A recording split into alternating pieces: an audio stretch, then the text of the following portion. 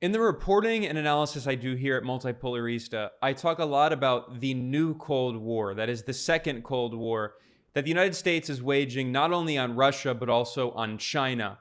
And a key part of that new Cold War is the information war. Propaganda, disinformation, fake news weaponized against China. The US government has a long history of spreading fake news and propaganda against its adversaries. Iraq, Syria, the former Soviet Union, Russia today, and China is certainly a key target of this fake news and propaganda. And one of the most powerful weapons of disinformation, one of the most powerful propaganda talking points that we've heard in the past several years is this idea of debt trap diplomacy.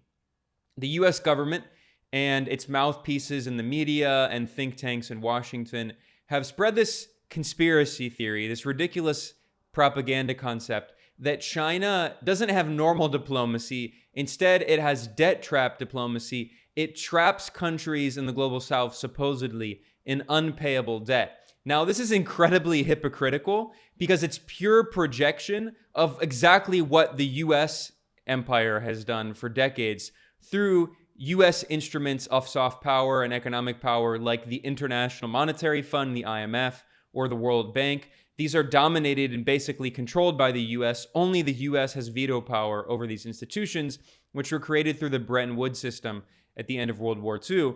And they essentially act as tools of US neocolonialism, economic influence, and they trap countries in debt. That is debt, actual debt trap diplomacy. Now, on the other hand, if we look at what China is actually doing in its foreign policy, it is not debt trap diplomacy. China, unlike the US, has forgiven billions of dollars of loans. It has renegotiated tens of billions of dollars of loans. And what I'm going to be talking about today is the announcement made by the Chinese government on August 18th that it's going to be forgiving 23 loans for 17 African countries. I have a report about this over at multipolarista.com. I'll link to it in the description below. And it details China's plans to pardon interest-free loans, 23 interest-free loans for 17 African nations.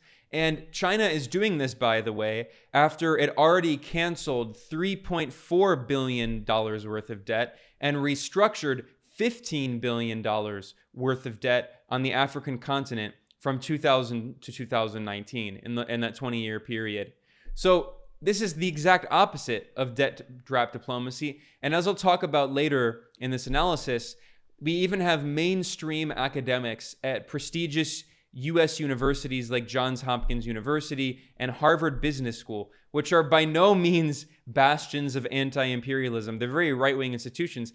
Even they have reluctantly acknowledged through their research that China does not engage in debt trap diplomacy, and unlike the US, has forgiven and renegotiated many billions of dollars of loans in the global south as part of this strategy of what China refers to as South-South cooperation. So I'm going to talk a little bit about China's real diplomacy and real foreign policy. Again, this is all spelled out in greater detail at multipolarista.com, and I have a link to that article below in the description. The article is titled, China Forgives 23 Loans for 17 African Countries, Expands Win-Win Trade and Infrastructure Projects. And the Chinese mission to the United Nations tweeted a series of bullet points summarizing some of its main promises made to the African continent. And these were promises that were made on August 18th in a meeting that the Chinese Foreign Ministry and China's Foreign Minister Wang Yi held with leaders from the African continent and specifically from the African Union. So if you go to the readout published by the Chinese government's foreign ministry, it is titled China and Africa, Strengthening Friendship, Solidarity, and Cooperation for a New Era of Common Development. And these are the comments that were made by China's foreign minister, Wang Yi, on August 18th at this meeting discussing the follow-up to the Forum on China-Africa Cooperation. I'm going to summarize some of the main points here because there are a lot of things that were discussed that are very important and show how completely different China's foreign policy is compared to U.S. foreign policy. Of course, U.S. foreign policy, the United States being a capitalist government, is determined by corporations. It is large corporations and billionaire oligarchs who determine what U.S. foreign policy is going to be. China is ruled by a communist party. It is a socialist government. And China's foreign policy is guided by the political and diplomatic views of the Communist Party of China, not by Chinese corporations. That's the difference between a state-led socialist model and a corporate-led, corporation-controlled, bank-controlled, private, financial bank-controlled capitalist model. So anyway, let's continue with this readout from the Chinese Foreign Ministry. China's Foreign Minister Wang Yi said that China and Africa are working to safeguard international fairness and justice. And specifically, he said, in the face of various forms of hegemonic and bullying practices, China and Africa have stood with each other shoulder to shoulder. So clearly, this is a reference to US and European bullying and meddling in Africa. Of course, going back hundreds of years of European colonialism, mass enslavement and human trafficking, horrible crimes, genocide committed by numerous European colonialist powers. And today, the U.S. militarization of Africa via AFRICOM, U.S. Special Operations Forces. China refers to this as various forms of hegemonic bullying practices. China called for opposing unwarranted interference and unilateral sanctions against Africa. Once again, this is a clear reference to the policies of the US and Europe. And China instead is advocating multilateralism and international fairness and justice. China talked about the ways in which Beijing and the African continent are cooperating. Foreign Minister Wang emphasized the cooperation on infrastructure, talking about Chinese infrastructure projects that it's helping to develop, including a highway in Nairobi, a highway in Cameroon, a bridge in Senegal, and also projects in Egypt and other places. So China referred to this as a strong boost to Africa's industrialization process, emphasizing the importance of helping Africa to industrialize. Now, I'll talk about this in a second. Obviously, there's all these cynics who say, well, China is not doing this out of the goodness of its heart. China has this concept that it talk about later on of win-win cooperation and mutually beneficial cooperation. And once again, because China has a socialist government, it's not motivated strictly by the profit motive, unlike the US, unlike European capitalist nations, which have these neoliberal economies in which corporations determine foreign policy, corporate interests determine foreign policy. China, being led by a communist party, can have a foreign policy instead that is motivated by a political ideology, and that political ideology is rooted in the idea of win-win cooperation, mutually beneficial development that benefits both China and Africa at the same time, instead of this zero-sum worldview where one country and one corporation has to benefit at the expense of others. So China also talked about other measures that it's taking to support Africa.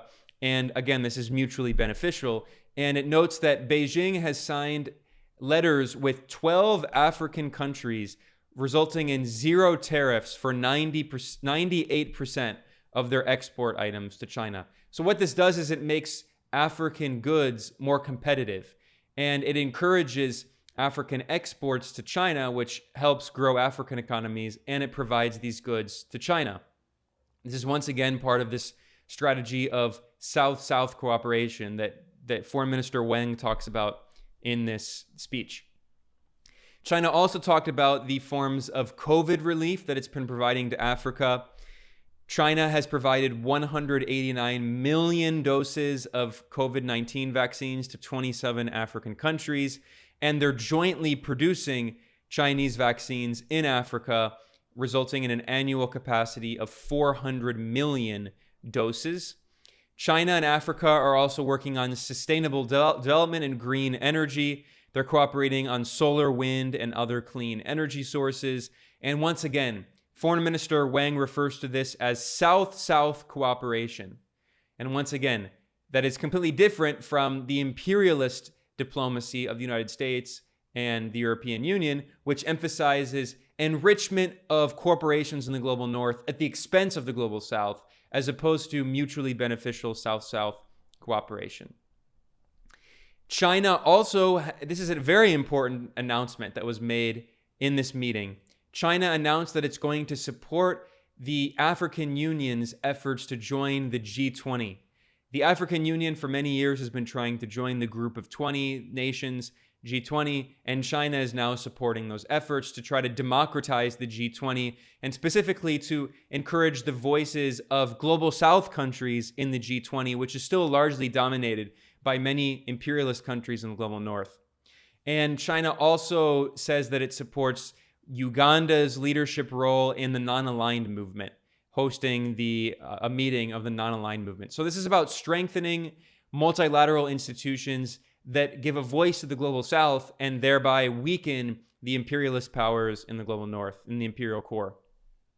And then here is the announcement made by Foreign Minister Wang that China will waive 23 interest-free loans for 17 African countries that matured by the end of 2021. Now, what's interesting about this is that he mentions this in the middle of his speech. This is not something that they were greatly boasting about, as the West so often does. Chinese diplomats are much more subtle. They're much more cautious. They're much more diplomatic in their diplomatic efforts, as opposed to Western so-called diplomats, which engage in bullying and threats, as I'll talk about here in a bit.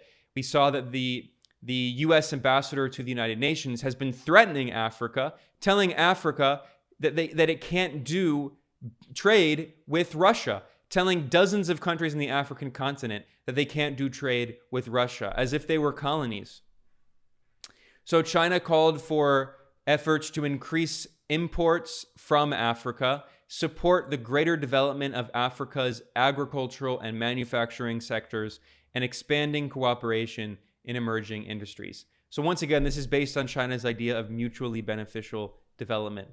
China says we oppose interference by outside forces in African countries' internal affairs and oppose stoking confrontation and conflict in Africa. And finally, here we see these ideological concepts that guide China's foreign policy.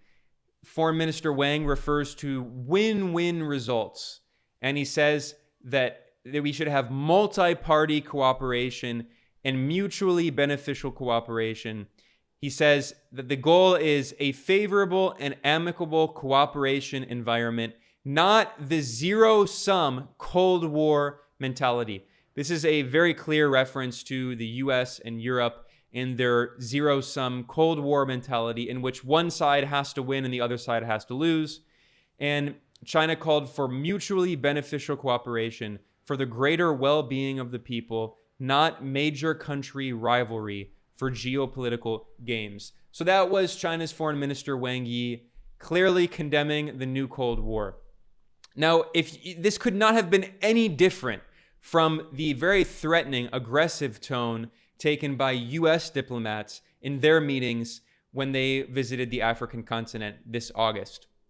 So what happened first is that the U.S. ambassador to the United Nations, Linda Thomas-Greenfield, visited Ghana and also visited Uganda. And in Africa, she threatened the dozens of countries on the continent against buying anything from Russia except grain and fertilizer. This is an article in the New York Times with that headline, with that title: "A U.S. diplomat warns African countries against buying anything from Russia except grain and fertilizer." This shows this colonialist mentality. The U.S. treats Africa, the entire continent, which by the way is the largest continent on the planet with over 50 countries. The U.S. treats the entire continent with over 1 billion people as if it's a colony, as if these dozens of countries are not sovereign and they can't do trade with whoever they want to trade with. They can't trade with Russia.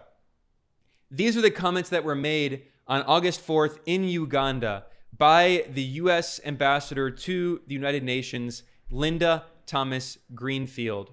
You can find this at the U.S. mission to the United Nations website. This is an official State Department website. A journalist from the Associated Press asked Linda Thomas Greenfield about comments that she made when she said that she threatened countries in the African continent not to do trade with Russia, and said, quote, "I would caution that countries should not engage with countries that have been sanctioned by the United States." A clear threat. And U.S. Ambassador Thomas Greenfield, she responded saying, this is an exact quote I'm reading from the U.S. government website, quote, "As for sanctions that we have on Russia, for example, oil sanctions, if a country decides to engage with Russia where there are sanctions, then they are breaking those sanctions. They're breaking our sanctions, and in some cases, they're breaking UN sanctions with other countries." By the way, that is a ridiculous exaggeration. The UN sanctions are a very tiny, tiny, tiny little percentage. Almost all of U.S. sanctions are illegal, unilateral sanctions under international law. So anyway, this is part of this U.S. strategy that diplomats try to portray their illegal, unilateral aggression as if it were supposedly multilateral, as if it were supposedly endorsed by the UN. These U.S. and European sanctions on Russia are not endorsed by the United Nations. They are unilateral and therefore illegal under international law. She continues, the U.S. ambassador to the UN, she says, quote, this is her speaking in Uganda, quote, "We caution countries not to break those sanctions because then, if they do, they stand the chance of having actions taken against them for breaking those sanctions." So here, this top U.S. diplomat is clearly threatening the African continent, telling them that they will have actions taken against them if they do bilateral trade with Russia. So this is the U.S. saying, don't trade with Russia. Now, a few days after Linda Thomas Greenfield visited, Antony Blinken, the U.S. Secretary of State, also visited numerous countries in the African continent, including South Africa and Rwanda and the Democratic Republic of Congo. And this article in France 24, which is a French state media outlet, it summarized his meetings very clearly. Quote, "Blinken arrives in Africa to counter Russian influence on the continent." Of course, it's also aimed at combating Chinese influence on the African continent. And friend of the show, Eugene Puryear, a great journalist over at Breakthrough News, he had a really good Twitter thread about this on August 8th. And Eugene Puryear wrote, "Today in South Africa, Secretary Blinken said, quote, the United States will not dictate Africa's choices. But just 4 days before, another U.S. official, that is U.S. Ambassador to the UN, Linda Thomas Greenfield, she threatened Africa saying, quote, if a country decides to engage with Russia, we caution countries not to break sanctions. They stand the chance of having actions taken against them." And Eugene Puryear pointed out that these threats were actually made in Uganda, and lo and behold, it dictated Uganda's choices. Uganda is not buying cheap Russian fuel despite a cost of living crisis in order to avoid being sanctioned by the United States. So this is clear bullying, clear intimidation. This is neocolonialism. These are the same kinds of policies that the U.S. is carrying out on the African continent, but it's accusing China of those same kinds of aggressive imperialist policies that Washington and Brussels are guilty of. It is clear projection. And finally, I'm going to end this analysis here, revisiting briefly a point about this idea of debt trap diplomacy, which is ridiculous propaganda that the U.S. government has spread, accusing China of the very same kind of debt trap policies that the U.S. has carried out for decades via the IMF and the World Bank. I discussed this in a video and a podcast that I did based on an article over at multipolarista.com.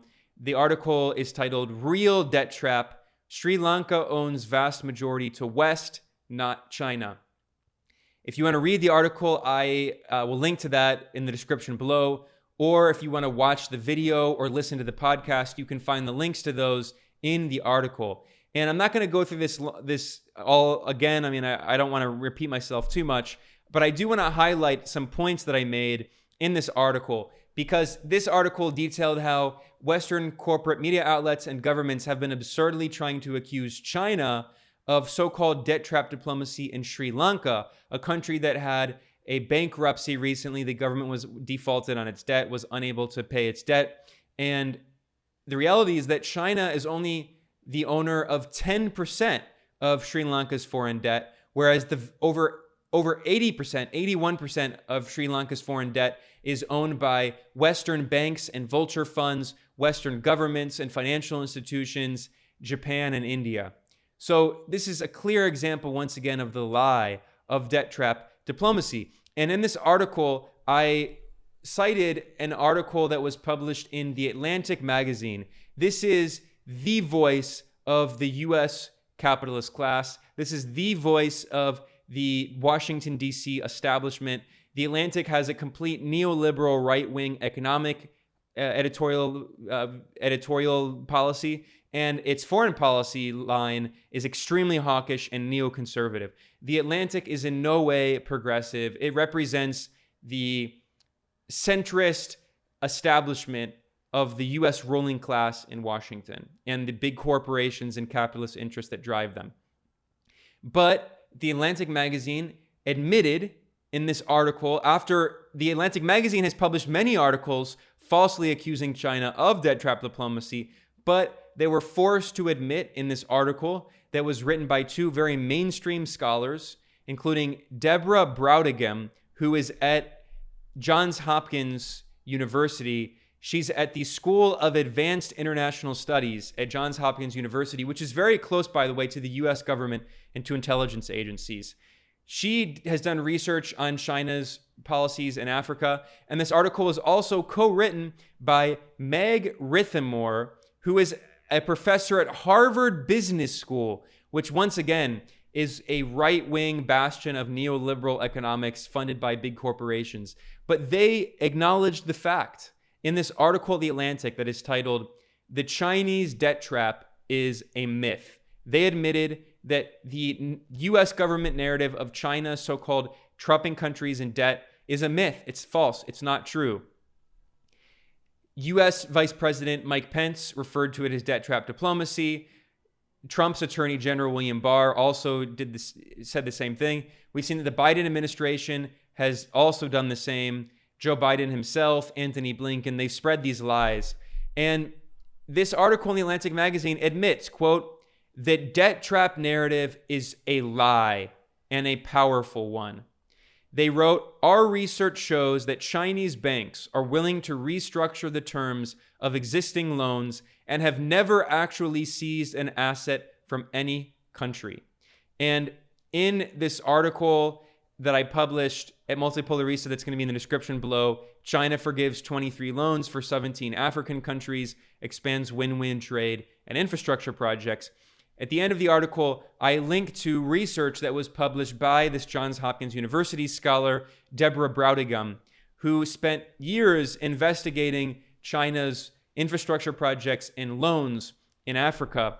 And she wrote in her research that between 2000 and 2019, China canceled more than $3.4 billion of debt in Africa, and China restructured or refinanced around $15 billion of debt in Africa, and Beijing renegotiated at least 26 individual loans. That is in addition to the 23 interest-free loans for 17 African countries that Beijing has just announced that it's going to pardon. So all this shows that the U.S. claims and European claims of Chinese so-called debt trap diplomacy, the insanely ridiculous claims made by European colonialists who colonized Africa, that supposedly Africa is the new colonizer. It's ridiculous propaganda. It is hypocritical projection for the colonialist, imperialist, and neo-colonialist policies that the United States and European powers have carried out on the African continent for decades, for centuries, and they continue to carry out today. It is the European colonialist powers and the U.S. that are responsible for mass enslavement of millions of Africans, of genocide in numerous African countries, of massive super exploitation of the African continent, of constant military interventions. The US, Europe, and NATO destroyed the most prosperous country on the African continent, Libya, in 2011 in a war of aggression. Western aggression against Africa does not cease. The US has US Special Operations Forces involved across the African continent in dozens of countries. AFRICOM, which by the way is based in Germany because no self-respecting sovereign African nation would host this US military command of AFRICOM, African Command, that is oppressing the continent. AFRICOM is active in the majority of the continent, and the US and Europe continue to exploit Africa while they project their own imperialist crimes onto China with conspiracy theories like the idea of debt trap diplomacy. It is very cynical, it is very racist, and it needs to be called out. And here at Multipolarista, I spend a lot of my time doing reporting, investigations, research, and analysis to try to explain what's actually going on and to dispel these narratives of the new Cold War. If you like this analysis that you were listening to today, you can support Multipolarista. You can go to multipolarista.com/support. You can also join at patreon.com/multipolarista. And I will see you in the next video or podcast. Thanks a lot for listening to Multipolarista. I'm Ben Norton, and I'll see you next time.